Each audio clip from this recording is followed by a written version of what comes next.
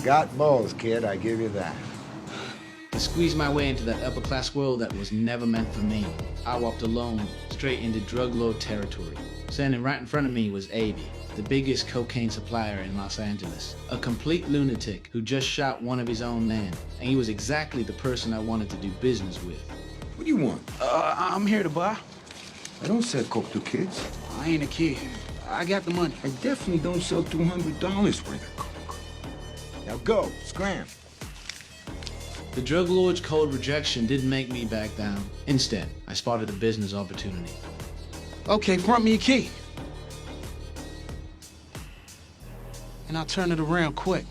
I didn't even have time to think through the danger behind all this. I just threw out my pitch right there, promising to open up a completely new customer channel within 3 days. Albie stared at me with shock written all over his face. After all, from where he stood, black people had no business touching this kind of high-end product. But seeing how determined I looked, Albie decided to test my nerve first. The farther you are, harder it is for me to hang truth. The closer you are, the more it hurts. Welcome to the real world. Albie raised his hand and pulled the trigger. The bullet shattered the champagne bottle right next to me.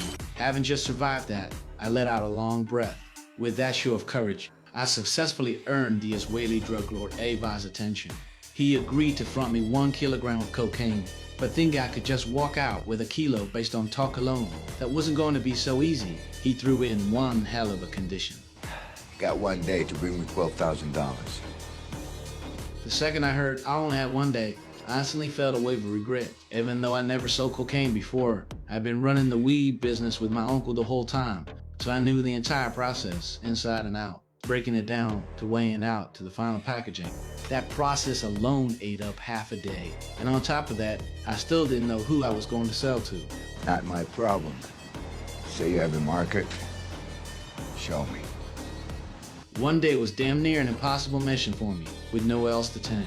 I could only go to my uncle Jerome for help. The moment Jerome laid eyes on that cocaine, he froze up completely. As a former gang member, he knew all too well just how dangerous cocaine was. This wasn't the same as the weed business in 1980s America. 1 kilogram of cocaine was enough to put his entire family behind bars for life. So Jerome flat out refused to help. I try to do shit the right way. Went to the other side. Know what I learned? The game's rigged. It ain't made for people like us, so you know what? I'm rewriting the rules. My words completely startled my uncle. He knew I was smart enough and had the guts. But the more he knew that, the more terrified he became. He didn't want to get pulled into a situation he couldn't control.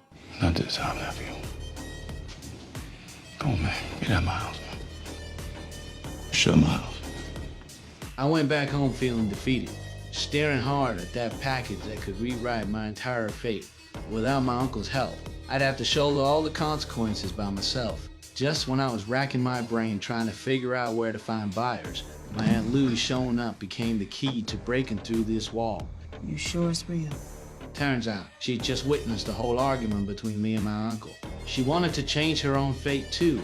Then my aunt brought me to the place where she used to work at. Though my aunt had left on bad terms with a boss before the moment she heard I was there to sell cocaine, she still brought us into her office. But the second we stepped inside, she knocked my aunt straight to the ground, then turned the gun on me. She just found out our product was extremely pure, and that instantly triggered Claudia's greed. She held me at gunpoint, demanding to know who my supplier was, trying to cut me out and deal directly with the source. But I knew damn well that Abai was my only leverage. Giving out his name would be the same as handing over my lifeline.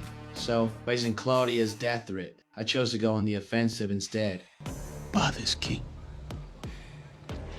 And I will bring you another one tomorrow and another one the day after that if you want. I get a little cash for my troubles. You get to have the purest coat there is. We both win. Or you kill us and take it.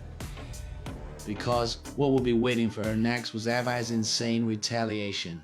My composure and my bottom line made Claudia realize I wasn't just some simple kid. In the end, she agreed to the deal.